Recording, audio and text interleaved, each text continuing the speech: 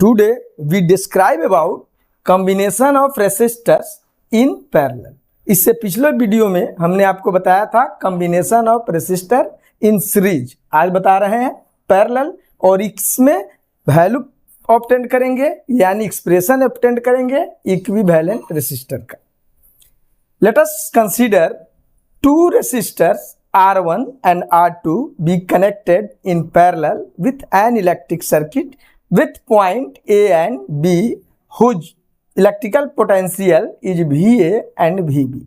An electric current I is passed through the circuit, and at point A it divides into I1 and I2 and again becomes I at point B, जिसका figure बनाया गया है। यानी R1 और R2 कोई दो resistor हैं जिन्हें बैटरी और स्विच के साथ पैरेलल में कंबाइन किया गया है। अब इस इलेक्ट्रिक सर्किट से करंट I पास हो रही है जो पॉइंट A पर I1 और I2 में डिवाइड हो जा रही है और पॉइंट B पर पुनः I के रूप में प्राप्त हो जा रही है, जहां पॉइंट A का पोटेंशियल VA है और पॉइंट B का पोटेंशियल VB है। Now from Ohm's law, Ohm's law से आप जानेंगे कि I is equal to RI अर्थात I is equal to V/R। तो ऐसे निकालेंगे तो I1 is equal to VA minus VB/R1। Similarly I2 is equal to VA minus VB/R2। Equation second. Now equation 1 plus equation 2, 1 और 2 जो equation है उसे हम ऐड कर रहे हैं तो आएगा I1 प्लस I2। दोनों से VA माइनस V को आप VA माइनस VB को कॉमन ले सकते हैं, बच जाएगा 1/R1 plus 1/R2। Equation third. लेकिन आप यहाँ देखें कि I ही I1 और I2 में बटा है, यानी I1 और I2 मिलकर आ जाएगा I। साथ यहाँ लिख सकते हैं कि I1 plus I2 is equal to I is equal to आ गया VA minus VB into 1/R1 plus 1/R2। इसी को इक्वेशन थर्ड मान लेते हैं। अब इन दोनों रेसिस्टर को रिमूव करते हैं और रिप्लेस करते हैं एक सिंगल रेसिस्टर R से, और ताकि I करंट ही फ्लो हो। उसी कंडीशन में या सिंगल रेसिस्टेंस R इन दोनों R1 और R2 का इक्विवेलेंट रेसिस्टर कहलाएगा।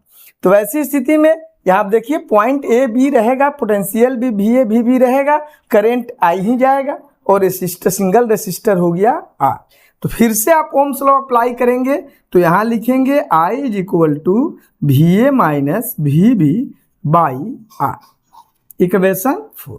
अब आप आइए from equation third and fourth, दोनों का LHS इक्वल है तो RHS इक्वल हो जाएगा VA minus VB/R is equal to VA minus VB into 1/R1 plus 1/R।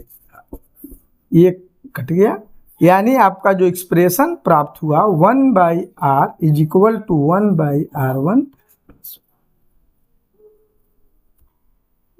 This is required expression of equivalent resistor in parallel. अब इसमें conditional है। Condition ये है कि अगर जो ये रेसिस्टर थे दो ही जुड़े थे R1 और R2, अब इसमें है कि अगर n रेसिस्टर जोड़े जाए पैरेलल में और सभी रेसिस्टर का जो मैग्नीट्यूड हो, परिमाण हो, वो R हो, स्मॉल r हो, तो वैसे कंडीशंस में 1/R इज इक्वल टू हो जाएगा 1/R प्लस 1/R कहाँ तक, n तक, यानी 1/R is equal to n/R। इस कंडीशंस में फॉर्मूला इक्विवेलेंट रेसिस्टर का एक्सप्रेशन हो जाएगा R is equal to R/n। लेकिन ये कंडीशन है, ये तभी अप्लाई किया जाएगा जब नंबर ऑफ रेसिस्टर n जुड़े होंगे पैरेलल में और सभी रेसिस्टर का मैग्नीट्यूड यानी वैल्यू स्मॉल r होगा, तब ये कंडीशन। थैंक्स।